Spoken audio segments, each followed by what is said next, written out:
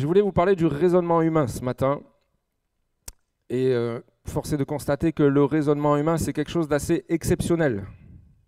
On est capable de grandes choses avec nos petits cerveaux. Mais en même temps, le raisonnement humain, c'est quelque chose qui est assez complexe dans sa compréhension et dans son appréhension. Alors ce matin, je vais vous donner deux exemples bien précis pour que vous puissiez comprendre là où je veux en venir. Dans sa manière de raisonner, l'esprit humain a vite fait de ranger quelque chose ou quelqu'un dans telle ou telle catégorie. Et une fois que c'est fait, c'est très difficile de faire changer la personne ou la chose dans la catégorie dans laquelle nous l'avons rangé. Consciemment ou non, on range dans des cases, on colle des étiquettes. Et cette image que l'on donne ou que l'on a de quelqu'un ou de quelque chose, elle peut malheureusement limiter notre appréhension, notre vision, et peut-être nous faire passer à côté de certains aspects de la chose ou de la personne en face de nous. Deux exemples. Si je vous parle de Pablo Picasso, vous allez tout de suite penser à peintre. Et vous avez raison, il n'y a pas de souci. Mais Picasso, ce n'est pas qu'un peintre, c'est aussi un sculpteur et un dessinateur. Dans sa carrière d'artiste, Picasso a créé 1228 sculptures contre 1885 tableaux. Donc ça représente quand même la part de sculpture, une part non négligeable de son œuvre. Et pour autant, dans l'inconscient des gens, dans l'inconscient du plus grand nombre, on ne retient que le côté peintre de Picasso. Et même si on s'attarde à ce côté peintre, plus précisément à ses peintures en elles-mêmes, si je vous pose la question de savoir quelle est l'image que vous avez de l'œuvre de Picasso, la majorité d'entre vous, vous allez sûrement me répondre peinture bizarre, forme bizarre, de l'abstrait, du cubisme, etc., etc. Et le tableau de Guernica que vous avez à l'écran est d'ailleurs celui qui revient le plus souvent dans l'esprit des gens. Pourtant, dans sa carrière, Picasso n'a pas peint que des œuvres de ce style-là. Je vous donne quelques exemples d'autres œuvres qui sont beaucoup plus classiques.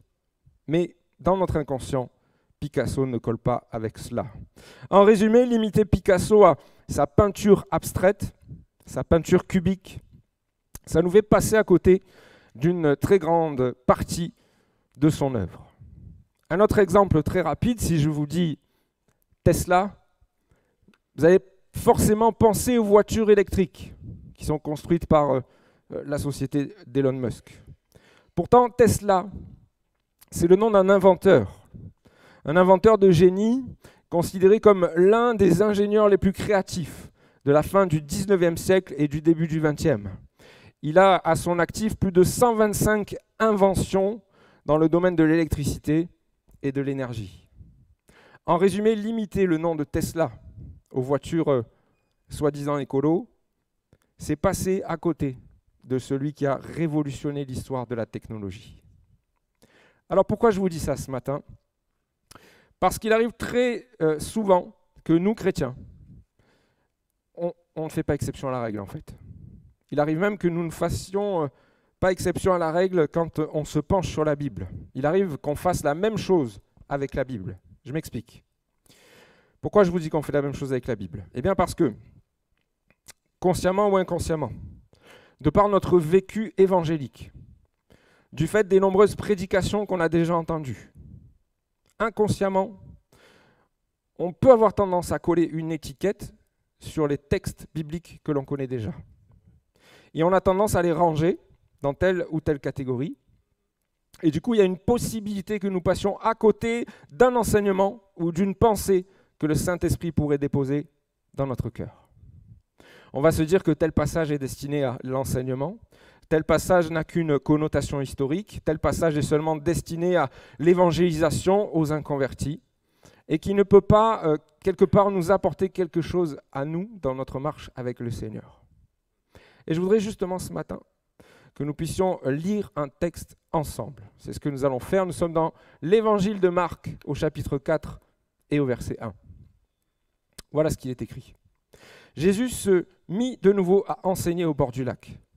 La foule se rassembla autour de lui, si nombreuse qu'il monta dans une barque où il s'assit sur le lac. Toute la foule était à terre sur le rivage. Il leur enseignait beaucoup de choses en paraboles. Il leur disait dans son enseignement « Écoutez, un semeur sortit pour semer. Comme il semait, une partie de la semence tomba le long du chemin. Les oiseaux vinrent et la mangèrent. Une autre partie tomba dans un sol pierreux où elle n'avait pas beaucoup de terre. Elle leva aussitôt parce qu'elle ne trouva pas un terrain profond. Mais quand le soleil parut, elle fut brûlée et sécha, faute de racines. Une autre partie tomba parmi les ronces. Les ronces poussèrent et l'étouffèrent, et elle ne donna pas de fruits. Une autre partie tomba dans la bonne terre. Elle donna du fruit qui montait et se développait avec un rapport de 30, 60 ou 100 pour 1. Puis il dit que celui qui a des oreilles pour entendre, entende. Amen. Est-ce que vous avez des oreilles ce matin? Ok. Assurément, nous sommes une grande majorité à connaître ce texte ce matin. Oui ou non? On fait un sondage? Ok. Ce texte qui s'intitule La parabole du semeur, assurément, si je vous pose la question, vous serez une grande majorité à le classer dans la catégorie dite évangélisation. Et vous n'auriez pas tort. Combien de fois on a entendu des prédications destinées à ceux qui ne connaissent pas le Seigneur prendre leur base, leur fondement dans ce passage? Cette parabole dite du semeur, elle n'est pas simplement dans l'évangile de Marc, mais on la retrouve aussi dans l'évangile de Matthieu et dans l'évangile de Luc. Et même si dans les grandes lignes, les choses sont très proches, il y a quelques nuances qui devraient nous amener à comprendre que ce texte ne doit pas être limité à cette étiquette évangélisation, mais que nous aussi chrétiens, nous pouvons y trouver pour nous de quoi alimenter notre marche chrétienne. Plusieurs éléments me poussent à réfléchir en ce sens et je vais les lister avec vous. Premièrement, le premier élément qui me pousse à réfléchir comme cela, c'est lorsque l'on se penche sur l'auditoire qui est enseigné par Jésus. Dans ce passage, c'est donc Jésus qui parle et c'est ce que nous avons lu tout à l'heure. Il parle à une foule qui s'est massée, qui s'est rassemblée autour de lui. Cette foule, elle est venue de plusieurs villes environnantes et elle se compose de personnes qui ont entendu parler de ce que Jésus enseigne et de ce que Jésus a accompli dans les environs. Il est même précisé que la foule est si nombreuse que Jésus est obligé de monter dans une barque, de se mettre un petit peu au large afin que tout le monde puisse le voir, non seulement, mais aussi pour que sa voix puisse porter sur l'eau, pour qu'elle puisse résonner, que tout le monde puisse entendre son enseignement. Mais il nous est précisé autre chose. C'est la présence des disciples de Jésus, parmi lesquels, au sein des disciples, il est précisé même que nous avons les 12 apôtres. Jésus a donc face à lui des personnes qui ne le connaissent pas, mais aussi des personnes qui lui sont attachées, qui le suivent, qui connaissent ses enseignements. Aujourd'hui, si je vous pose la question, qui d'autre que nous sommes attachés à Jésus? Qui d'autre que les chrétiens nés de nouveau sont attachés à Jésus? Assurément, si nous étions là à cette époque, nous aurions été dans cette foule et nous aurions fait partie de la catégorie de ceux qui sont attachés à Jésus. Donc, je me dis que si eux ont eu à entendre cet enseignement du Maître, à bien plus forte raison, il y a quelque chose à aller chercher pour nous ce matin.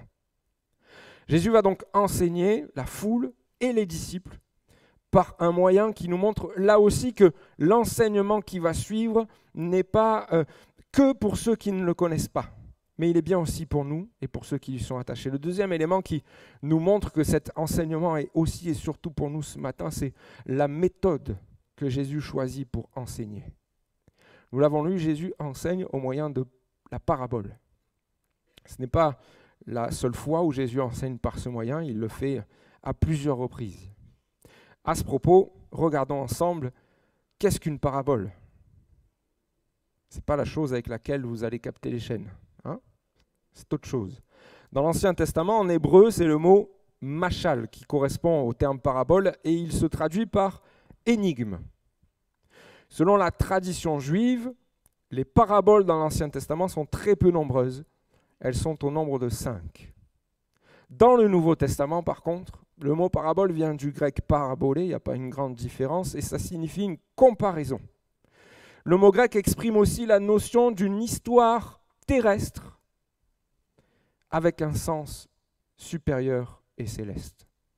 Nous retrouvons d'ailleurs les paraboles pour l'essentiel dans les évangiles et dans des enseignements qui sont donnés par Jésus. Et par ces deux étymologies de mots grecs et hébreux, nous voilà un peu plus avancés pour comprendre le sens réel du terme parabole. Une parabole, c'est un discours symbolique, imagé, qui prend la forme d'un récit énigmatique, mais qui exprime une vérité spirituelle au travers d'images qui sont beaucoup plus terre à terre. Le fait de savoir si l'enseignement du semeur est destiné à apporter quelque chose à nous, ce matin, chrétiens, se trouve dans l'explication que donne Jésus à ses disciples sur la raison pour laquelle il utilise la méthode de la parabole pour enseigner. Regardez, Marc 10. Lorsqu'il fut seul avec eux, ceux qui l'entouraient avec les 12 l'interrogèrent sur cette parabole. Il leur dit, c'est à vous qu'il est donné de connaître le mystère du royaume de Dieu. Mais pour ceux qui sont à l'extérieur, tout est présenté en parabole, afin qu'en regardant, ils regardent et ne voient pas, et qu'en entendant, ils entendent et ne comprennent pas, de peur qu'ils ne se convertissent et que leurs péchés ne soient pardonnés. Frères et sœurs, qui d'autre que nous, chrétiens, nés de nouveau, enfants de Dieu, co-héritiers du royaume de Christ, a reçu le privilège de connaître les secrets du royaume des cieux. Alors même si on ne connaît pas tous les mystères de Dieu, et qu'on ne connaîtra pleinement ces choses-là qu'une fois là-haut, on a quand même reçu chacun la révélation de l'essentiel. Éphésiens 1 nous dit qu'en Christ, Dieu a manifesté sa grâce dans toute sa richesse et il a répandu sur nous avec surabondance en nous donnant pleine sagesse et pleine intelligence pour que nous connaissions le secret de son plan. À ce moment précis, Jésus choisit cette façon d'enseigner pour que le contenu de son message ne soit pas compris de tous, mais seulement de ceux qui lui sont attachés. Pourquoi ? C'est pour que s'accomplisse la prophétie d'Ésaïe qui disait que, on a vu ça, la majorité du peuple d'Israël ne comprennent pas qui est Jésus, ce qu'il annonce. Et même plus tard dans la Bible, on voit que le peuple va le rejeter, va le crucifier. C'est ce qui avait été annoncé par Ésaïe des années plus tôt. Cette génération n'entendra pas, etc., etc. Aujourd'hui, par la grâce de Dieu, le Saint-Esprit peut convaincre n'importe quel homme ou femme de péché, de la nécessité de se repentir et de se donner à Christ, au travers de n'importe quel texte biblique, même une parabole. Mais à cette époque-là, pour que le plan de Dieu s'accomplisse, Jésus avait choisi ce moyen pour que justement cette génération du peuple juif reste dans l'égarement, dans l'aveuglement, mais pour que ces paroles qu'il apporte ne soient comprises que de ceux qui lui sont attachés. Au final, ce qui me confirme que cet enseignement donné au travers de la parabole du semeur est aussi et surtout pour nous ce matin, c'est que dans la suite du passage, Jésus ne va pas donner l'explication de sa parabole à la foule entière, mais il va la donner seulement à ses disciples. Je voudrais qu'on puisse maintenant en venir au cœur de l'enseignement que Jésus donne et aux explications qu'il en donne. Il est question d'un semeur qui sort pour semer. Alors, est-ce que nous avons des précisions sur qui il est et quel type de semence il répond ? Oui, on les a, ces explications, on les a quand Jésus continue. J'ai dû sauter un passage. C'est pas grave. Dans l'évangile de Marc, il nous est précisé que le semeur, c'est celui qui sème la parole de Dieu. Dans l'évangile de Luc, il nous est dit que la semence, c'est la parole de Dieu. Le mot grec, à chaque fois utilisé pour désigner la parole de Dieu dans ces passages, c'est le mot grec logos. Ce mot grec, on le retrouve dans l'évangile de Jean, dans un passage que vous connaissez forcément. Il est très connu de nous. C'est celui qui dit « Au commencement était celui qui est la parole de Dieu. Il était avec Dieu. Il était lui-même Dieu. Au commencement, il était avec Dieu. Tout a été créé par lui. Rien de ce qui a été créé n'a été créé sans lui. Ce logos, cette parole de Dieu, désigne dans ce passage ici Jésus lui-même, dans ce que l'apôtre Jean écrit. Et donc si on regarde les choses par le prisme de cette définition du logos, on serait tenté du coup d'arrêter notre compréhension de ce que dit la parabole du semeur, en se disant que cette semence que le semeur répand, c'est la bonne nouvelle de l'Évangile et qu'elle est reçue de manière différente par les hommes selon l'endroit où elle tombe. Et c'est une interprétation qui est tout à fait valable, frères et sœurs. Et c'est à juste titre que vous avez entendu bon nombre de messages d'évangélisation qui prennent leur source dans cette parabole. Mais le mot logos, il désigne aussi autre chose. Il désigne aussi non seulement Jésus, mais toute parole, tout précepte, tout enseignement qui vient de la part de Dieu. Ce qui inclut bien évidemment les Écritures, mais pas que. La semence peut du coup être autant une prédication, un enseignement, une exhortation, un encouragement, une prophétie, une interprétation, une parole de sagesse, une parole de connaissance, une promesse que Dieu vous donne, un projet que Dieu dépose sur votre cœur ou une destinée que Dieu vous a donnée et que chacun reçoit de la part de Dieu, soit de manière directe, soit par l'intermédiaire d'un frère ou d'une sœur. Le semeur devient du coup le pasteur qui aura prêché sous l'inspiration du Saint-Esprit, celui qui aura communiqué une prophétie, une interprétation ou une parole de sagesse. La semence, elle reste dans sa nature fondamentalement identique, c'est une parole de Dieu, mais elle prend de la diversité dans sa forme. J'ajouterai que toute parole donnée par Dieu, elle est nécessaire et indispensable à notre marche chrétienne et surtout à la croissance de notre foi. Romains 10, 17 nous dit « Ainsi, la foi vient de ce qu'on entend et ce qu'on entend vient de la parole de Dieu. » Donc de la semence que le semeur délivre. Alors à la lecture de la parabole du semeur, force est de constater que le devenir de chaque semence n'est pas la même. Et la grande question que pose la parabole du semeur, c'est de savoir ce que va devenir cette parole qui est donnée de la part de Dieu. Et vous savez, cela, c'est pas à cause le devenir de la semence, en fait, il ne dépend pas de la compétence du semeur ou de la qualité de la semence, mais le devenir de la semence, il dépend uniquement du destinataire, de celui qui reçoit, de celui à qui la parole est destinée, qui est ici imagé par des types de sols différents dans leur constitution. Jésus fait donc le distinguo entre 4 catégories de personnes. Et si je l'applique à nous ce matin, 4 catégories de chrétiens. La première catégorie, on la retrouve dans Marc 4,15 au sujet de personnes que Jésus désigne comme étant le long du chemin. Certains sont le long du chemin, où la parole est semée. Dès qu'ils l'ont entendu, Satan vient et enlève la parole qui a été semée en eux. Analysons 2 secondes. La parole est donnée, la parole de Dieu est entendue, mais avant même que la semence ait l'occasion de germer, dans le cœur de celui qui l'a reçu, le diable vient pour l'enlever. Combien de chrétiens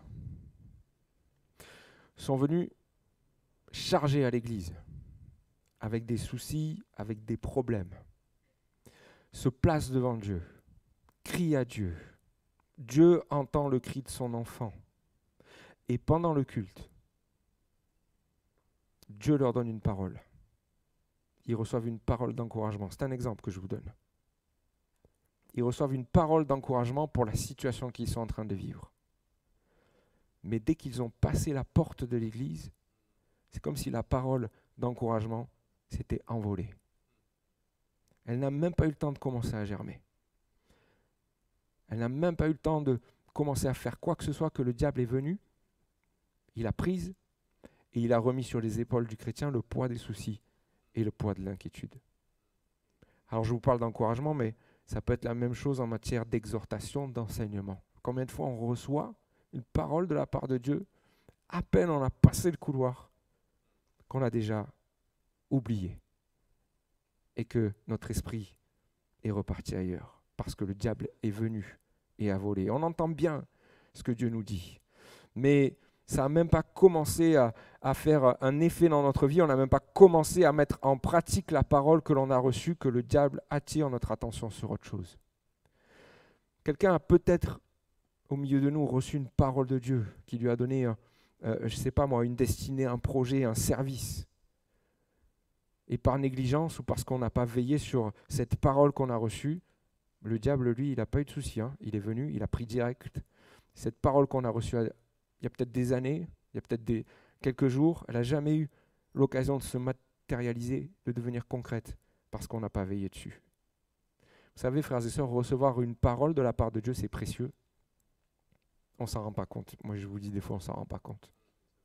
On prend l'habitude. Hop, allez, je veux pas être médisant, mais même on vient au culte en se disant, ce matin, c'est lui qui va prophétiser, c'est lui qui va donner un nom, c'est lui qui va interpréter.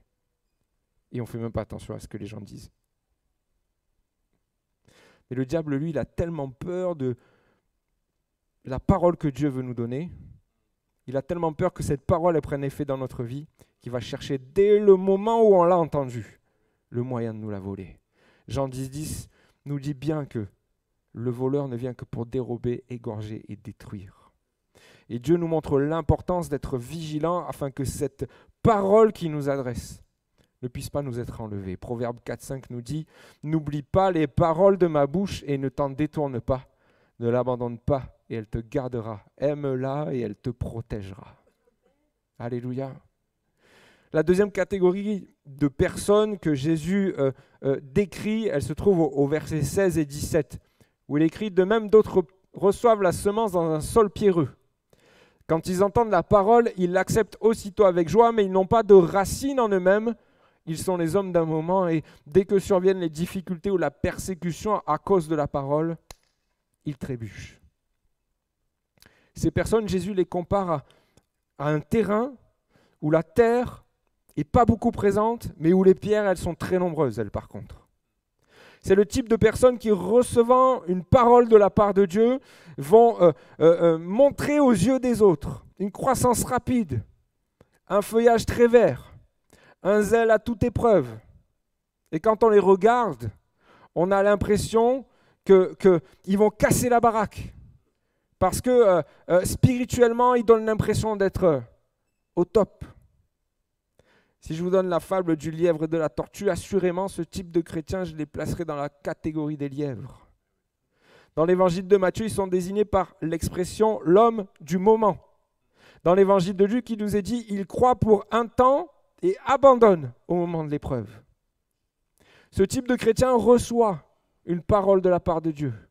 Il entend, il la comprend, il la saisit pour eux-mêmes. Cette parole, elle commence à se développer, elle commence à avoir un impact positif dans leur vie chrétienne, mais ce n'est que la vérité d'un instant. Dès que ça se corse, dès qu'il y a une complication, la graine qui commence à pousser, cette parole que Dieu nous a donnée, elle est mise de côté, voire même abandonnée définitivement.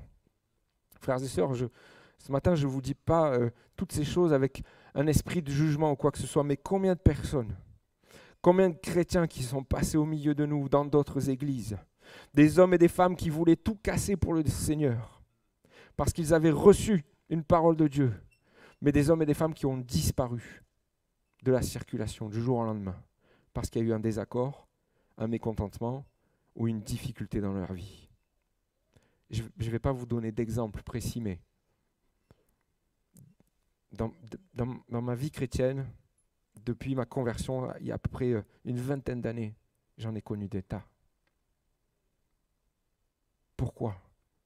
On l'a lu par manque de racines, par manque de profondeur, par manque de solidité dans la communion avec Dieu, par manque de constance dans l'étude des Écritures, par manque de persévérance dans la prière. Et ce matin, il y a peut-être quelqu'un qui se reconnaît déjà dans ce que je décris.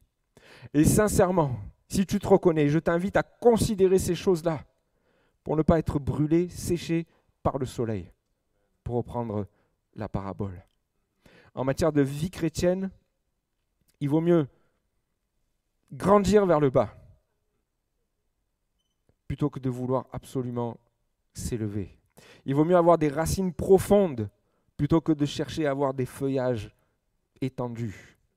Parce que quand viendra le vent, quand viendra la difficulté, si vous n'avez pas cet enracinement dans la foi, dans la parole de Dieu, vous ne résisterez pas au vent. J'en viens maintenant à la troisième catégorie qui se différencie par la présence de ronces qui remplacent les pierres. Nous avons là le passage ici. Il y a là des hommes et des femmes qui reçoivent une parole de la part de Dieu. Cette parole, eux aussi, ils l'entendent, mais cette parole, elle ne peut pas se développer. Elle ne peut pas avoir d'effet sur leur vie parce que leur focus n'est pas sur Dieu. Jésus cite 3 types de choses qui empêchent la parole qu'il nous adresse de se développer en nous et de produire des conséquences. Il est parlé ici des préoccupations de ce monde. Il est parlé de l'attrait trompeur des richesses et des passions en tout genre. Je pense qu'il n'y a pas besoin de rentrer dans le détail de chacune de ces choses citées, mais en les entendant, je pense que vous comprenez de quoi il s'agit. Et je pense surtout à des exemples dans la Bible. Je pense à cet homme riche dans les évangiles qui vient à la rencontre de Jésus.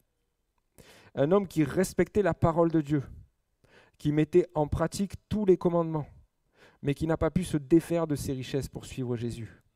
Je pense à Judas, qui était disciple de Jésus, qui faisait partie des 12, qui avait reçu de la part de Jésus le pouvoir de guérir les malades, de chasser les démons. Judas qui avait reçu de la part du Seigneur une semence, une parole quant à ce qu'il devait accomplir pour Dieu, comme les autres disciples, mais qui par amour de l'argent a trahi et abandonné Jésus. Il y a d'autres exemples, mais je pense enfin à Démas, qui fut un compagnon d'œuvre de Paul dans le ministère et au sujet duquel la Bible fait mention qu'il a abandonné la foi par amour pour le siècle présent. Il a étouffé sa semence à cause des préoccupations de ce monde. Lorsque Dieu nous parle, que faisons-nous de ce qu'il nous dit ? Est-ce que notre attention reste fixée sur ce qu'il a semé dans notre vie, sur ce qu'il nous a donné comme parole ? Est-ce qu'on prend soin de cette semence qu'il nous a donnée ? Ou est-ce qu'on a vite fait d'être trop occupé ou préoccupé par tout le reste ? Vous savez, quand j'étais jeune, qu'est-ce qu'il y a ? Est-ce que j'ai touché mes cheveux ? C'est ça ?